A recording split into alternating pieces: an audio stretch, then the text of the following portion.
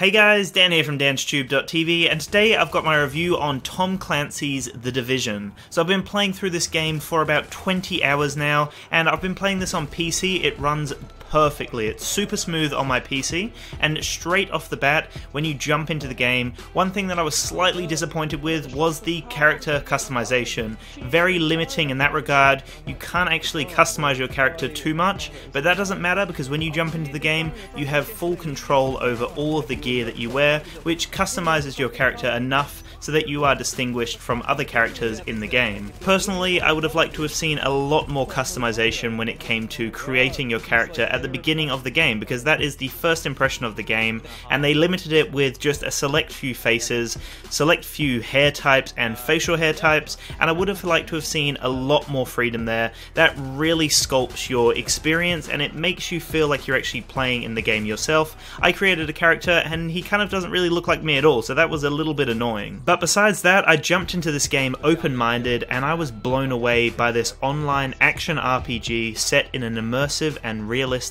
urban open world. Everything starts on Black Friday when a devastating pandemic sweeps through New York City, and they have done an amazing job recreating New York City. It looks marvelous. It's really immersive and the fine details are amazing. Everything from small auditory cues to the actual design of the city to landmarks that you actually stumble across. Now when it comes to the gameplay mechanics, this is a third-person shooter, but at its core it is a cover shooter as well. It's also an open world game, and then on top of that there is an element of an MMO as well when you enter the dark zone, which I will get onto later on in this review.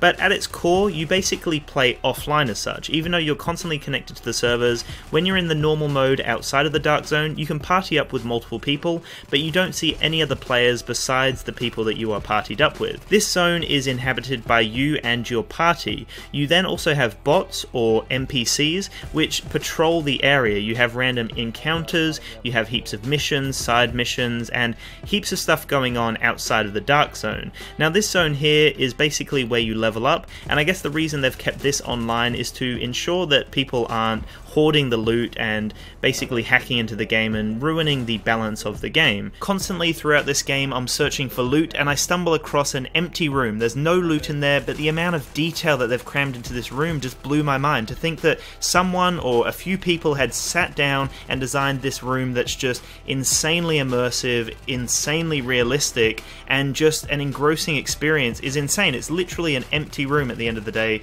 There's no loot in there, there's no reason why you'd be exploring in there, and a lot of people may just be leaving that room, but the fact that there is just so much content in this game, there's so much to explore, and it's just really well designed, that really blew me away, and it actually immersed me in the experience more and more as I progressed through and explored the city even more. I really enjoyed the RPG element of this game alongside the combat system, so I noticed myself constantly looting enemies and looting crates to try to find better gear. I would get attached to a weapon, for example, and I'd love that weapon, but I'd notice that it was like 6 levels below where I was at now, and it just wasn't doing the damage. So even though I was getting attached to a weapon, I would find another one that was similar or slightly better, I'd add some mods to it, and I fell in love with a brand new weapon and I'd trash that old weapon. So it was actually a progressive system that I really enjoyed to progress through. There is also some really cool tech, like you have the healing station, you have a turret, you have special tech along the way, and you have heaps of different things to unlock, which was really enjoyable. It was really fun to work with a player who would work with you. So someone would have a healing station, someone would have a ballistic shield, for example,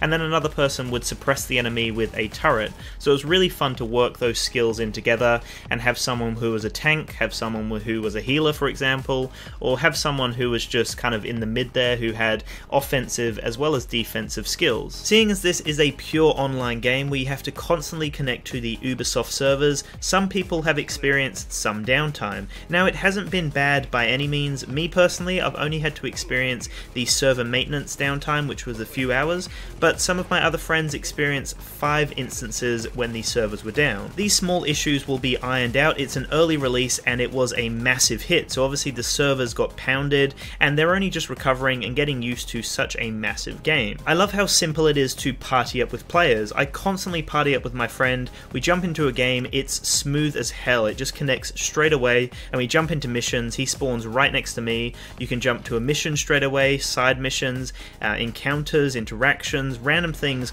constantly throughout this immersive world, and I've been doing a lot of that with my friend, which has been thrilling. It's been an amazing experience, and I feel like this game has a lot more value when you're playing with someone else. This third-person, open-world, online action RPG at its core is a cover shooter at times. Now, they really had to make sure that the cover shooting was satisfying, and they've done an amazing job. Shooting from behind cover is smooth as hell, it works really well, and then they also have this fluid moving system. With the moving system, you search for a point, hold the key button to get there, and your character will interact with the environment and intuitively get there, whether that be dodging cars, trolleys, sliding on a bonnet, or dodging other random things in the way. Your character will dodge those items and get behind cover, and that worked really well. That was also really satisfying to see when you had multiple people in your party running to different points and ensuring that they didn't get detected by the enemies. I actually felt like a special agent there. The Division is a unit of sleeper agents activated to save what remains.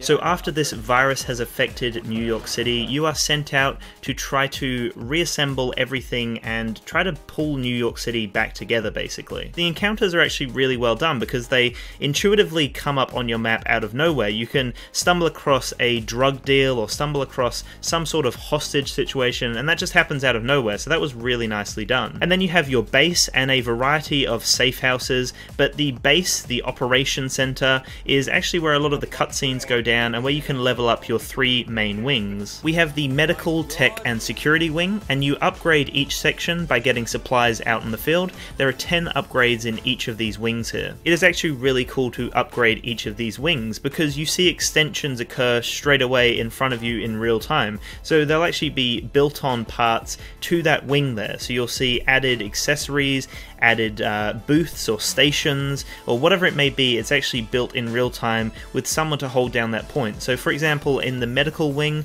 you actually have different areas that get built up so that you can have more patients and look after more people, and you actually see it kind of evolve as you play through the game, which was really nice. I wasn't blown away by the cutscenes or the voice acting. It wasn't the most compelling thing that I've ever experienced in my life, but it was well done and I believed a lot of the characters. There was definitely some distinct voice acting that was done really well, and I actually got attached to a few of the characters throughout this game. I noticed that it was a lot more enjoyable to play this game with another person, but it still has some really enjoyable experiences just to play on your own. A lot of the side missions are fun, the encounters are fun, and the main missions are fun to play through again even. I enjoyed playing through a lot of them on hard.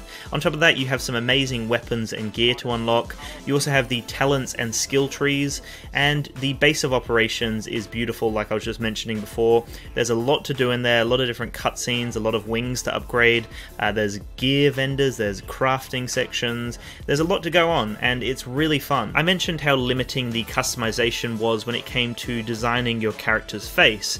Now when it comes to the character models for the enemies, I also noticed that that was a little bit repetitive because you see a lot of the same enemy types constantly coming back, which does get a little bit repetitive after a while, but it doesn't damper the enjoyable combat. I have also noticed that the AI are a little bit clumsy here and there, especially on easy mode. For example, they'll just stand there or they'll charge too quickly without any sort of strategic flanking or anything like that. They'll just run in, or they'll stand there awkwardly, they'll have weird placement for their cover. But I noticed that when you go onto hard mode, for example, they're a lot smarter and they actually charge you a lot faster, they flank you, they do get suppressed if you chuck down a turret or start firing at them too much. So there are certain points where it actually is really enjoyable, but then there are certain points where the AI just don't even think. The main MMO portion of this game is the Dark Zone, which is actually a large portion of the map. So as you enter into this zone, you have lots of different bots, lots of encounters, lots of key areas to explore, but you also have other players. And this mode here is insanely fun. It's mayhem. I was playing through the game and I'd explore a random landmark, for example. I'd be taking down some enemies and then I'd get suppressed so hard that I'd run outside, and I'd notice some other people would be running by. They would come in and they'd help me out and we'd take over a zone. That was just amazing. The fact that we didn't have to communicate or say anything, they just wanted to come and play. They didn't want to kill me or anything. It was just really fun. But then you have zones in the extraction extraction zone, for example, where everyone can become hostile out of nowhere, because the extraction zone is where you actually send up your loot and it gets cleaned and then it gets sent back to you, so you keep that loot outside of the dark zone. If you die, for example, you lose your loot and it stays there, and the dark zone is where you find some amazing loot. That's where you really pump out. When you've maxed out at level 30, you go into the dark zone and you get some of the best loot. So people, for example, will be waiting at the extraction zone, they will kill all of the other random players, pick up their loot and chuck it on the extraction point, and that's it, they've stolen people's loot. But at that point, that's when you become a rogue agent, and then you are a target, and basically people want to kill you because they get points for it, they don't go rogue if they kill you, and they can also get some amazing loot as well. I noticed that the combat with the enemies was actually a different experience this time in the dark zone. They were a lot smarter, they were a lot tougher, and they had better loot on them, which made for a overall brand new experience, even though it's basically the same game but with other players. This was interesting for me. We had new zones to explore, we had different players to interact with, we had rogue agents, we have extraction points, and we have legendary loot. And this is basically where the nitty-gritty of this game comes in.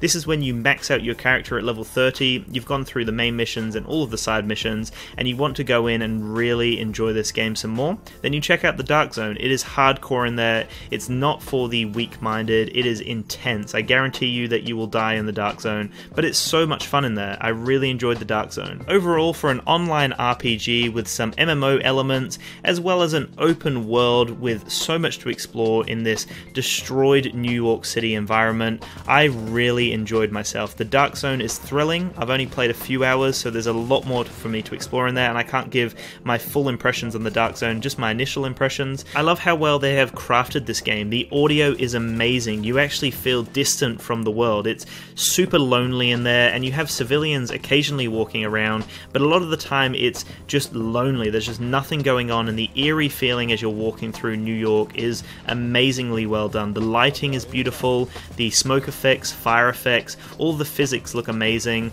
The overall gameplay is super fluid. Haven't encountered many bugs, if at all. Occasionally, like I mentioned, the AI kind of bug out, but besides that, the game runs really smoothly. The gameplay is amazing. The cover system is good fun. Everything is just really enjoyable in this game. I find myself constantly coming back to this after I finish studying or after I finish for the day. I just want to jump into this game and just play it for as long as I can. It's super addictive because you jump into it, you're going to do a main mission, but as you're running to that main mission point, you notice yourself stumbling across like 3 or 4 encounters on the way, and you can't just run past encounters. They're insanely fun to play through. The leveling system is well balanced, the gear is insanely fun to collect, as well as all the weapons along the way. The skill tree is really fun, the talents tree. You also have some really immersive footage that you get to kind of unlock as you pick up phones and laptops along the way. I've had some really raw footage that was kind of confronting, but well done. The cinematography is beautiful. I loved just the design of this game. It's amazing. I love the day and night cycle of this game. Overall, I just thoroughly enjoyed this. I would definitely recommend checking it out, especially if you have a friend to play through. It is so much fun, guys. Let me know what you think in the comments below, though. Thank you so much for watching, and please make sure to have a fantastic day.